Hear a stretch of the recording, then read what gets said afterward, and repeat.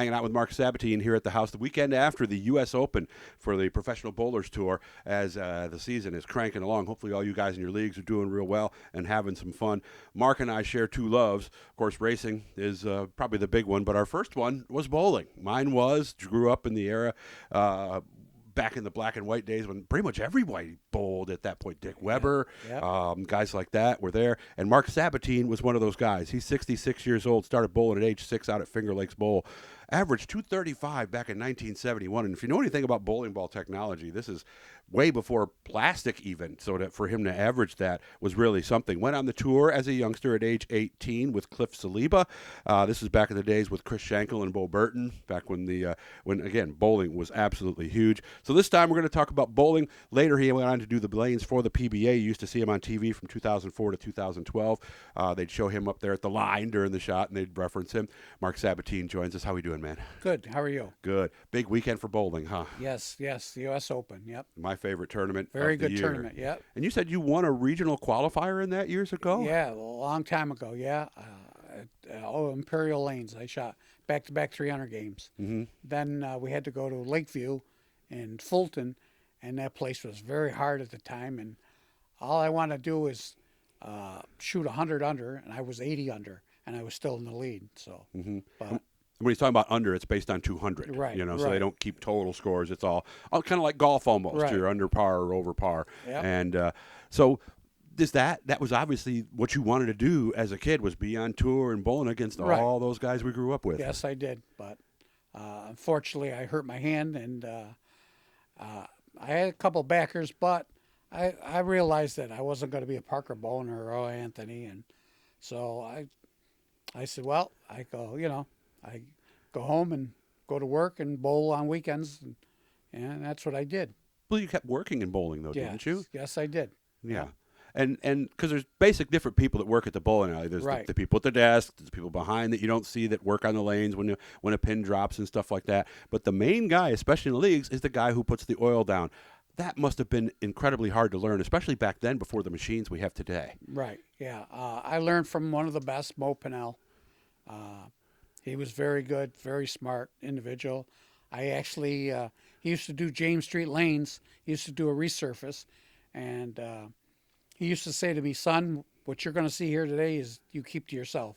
We used to put lacquer blocks down back in the day.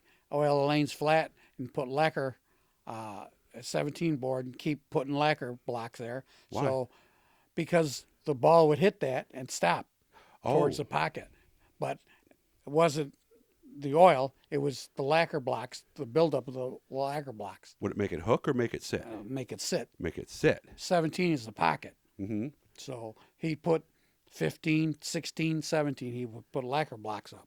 Mm-hmm. And we're talking about counting the boards from the edge, by the way. The lefties obviously count from the left side. The righties count from the right. And if you know what we're talking about, then you're probably a pretty good bowler if you're playing boards. And back in the day, they used lacquer for the finish on the lanes. Oh. So we do a whole screening of the lacquer. Then we go and we tape off and do lacquer blocks, 15 to 15, 16 to 16, and we do 4 lacquer blocks. So when you oil the lane flat, it was still hold in the middle. You'd have hold in the middle.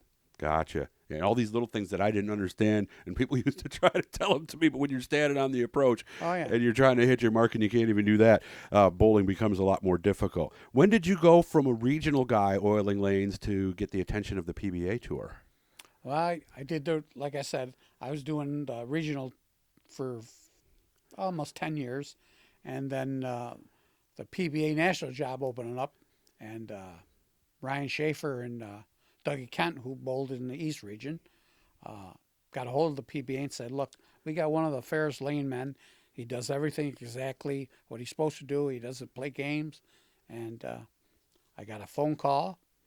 Actually, I was in the race hauler, right? I was in the race hauler, and I went out to Indiana for the tour trials, and me and this other guy from Arizona tried out for it, and there was 18 people on staff, and they voted, and it was 18-0. I got the job, and like I said, I was driving the hauler down the thruway going to Lernerville and got the phone call from the PBA and saying, you got the job. How many events did they do a year back then? We were probably, because I did the national tour and I did the senior tour. Oh, did them both. I did both tours. Plus, I was the foul judge for ESPN. Yeah, I remember they used to show you sitting up right there, right next to the line. Yeah, when I was 308 pounds. Yeah. So, so what would that have been? 30, 40 events a year between all of them? Easy. I was probably, I probably worked 4 or 5 weeks a year, or a week, then come home for a week or two, or the senior tour there was 12 events. The kids tour there was 25. Oh, you did those too? Yeah. Oh, I did everything. Yeah, and you had to do them multiple times a day for each squad. It had to be a tough life. I started at 4 in the morning, and I had 2 oiling machines that I used Brunswick's, the Envoys, which were battery operated. So I would oil 24 lanes in 15 minutes because I used 2 machines at once. Gotcha. I would start on 2 and start a machine on 1 and go back and forth. Gotcha. Yeah. And I started at 4 in the morning, and then the squad throw their first ball at 8. Then I would go sleep, and I would get up at noon and come back and oil for the second squad. Wow. So I worked manually. I worked probably 5 hours a day. Mm-hmm. And just like racing, you're not just crisscrossing the Northeast now. You're crisscrossing the entire country now. I was in Vegas more times. I probably was in Vegas 9 times a year, which wasn't good. No. You know, especially when you're in the casino in a bowling alley. Yeah. I hear there's lots of things to do in the casinos. Yeah, there's a lot. I don't know myself because I was fortunate enough never to have that weakness. But and the big problem was eating, not eating good. That's how you gained all the weight, right? Oh yeah, and I was a diabetic and never knew it. Really? Yeah, and I remember Parker Bone would come down at 4 o'clock in the morning with ho-hos and milk, just to see how the lanes were doing. Really? He wasn't trying to say, hey, how you doing and stuff. He wanted to know what the lanes are doing. Yeah. He's not stupid. Yeah. So that really was what led to all the weight gain. Oh, yeah. Right there. And then you're not exercising because you're just working and you're on the road and you're in the car and you're stopping at Taco Bell and In-N-Out Burger and all those places. Oh, yeah. So that's how it all happened. I mean, when I was at the bowling center, I stripped 32 lanes by hand. You know, I didn't have a machine. That'd be tough. Well, yeah. Plus, it was good exercise. Well, now the machine does it. 60 seconds a lane, it strips and oils. Strips on the way down, You oils just on watch the way back. Yeah. It even turns around and goes to the next lane for you. Yeah, so you got a lane walker. Yeah. Yeah. So unless you got something goes wrong, Right. you just sit there and you could eat your food, drink your soda, and Because I still do a regional for Ryan Schaefer at Crystal Lanes every year. So what's it like when you watch these events today? Because it must be fun we've got about 2 minutes left, by the way. It must be fun to see all your old friends out there having fun. It's very good. And plus, I don't know if you ever see the video where Pete Weber wins the U.S. Open, strikes out and walks over and says, I'm me. That's who I am. Oh, that's right. And you could see me in the corner. Oh, that's right. Yeah, that's me. What did he say again? It didn't make sense. It was 2 sentences because he was just so excited. And I thought he was going to fall in my lap, but I put on Facebook yesterday. I said, I'm retired from the tour, but I still get TV time. There you do. That's right. I have to make sure I watch that. Now, actually, we'll call that up on YouTube before Mark leaves so I can see it and see him. And who are you? That's I am or something like that. The infamous line. So, so you're still bowling? I just started bowling again this year. Nice. And everything is good. It doesn't hurt.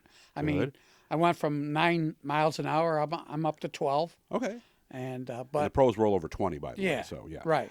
But like I said, I didn't have any balance or anything after I had my stroke, and it wasn't good. And plus, I was big. Yeah. But nothing hurts. I love it, and thank God for Brunswick because they take care of me with bowling balls and equipment and stuff.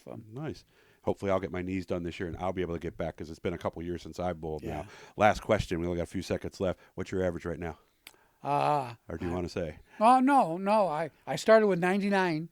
Because I bowl on Sport League. I don't bowl. Oh, that's right. This is a tough shot, by the way, guys. It's a tough shot. I'm up to 140. Okay. So, I'm just taking day by day. Yeah, and the Sport League is usually about 30, 40 pins less than easy.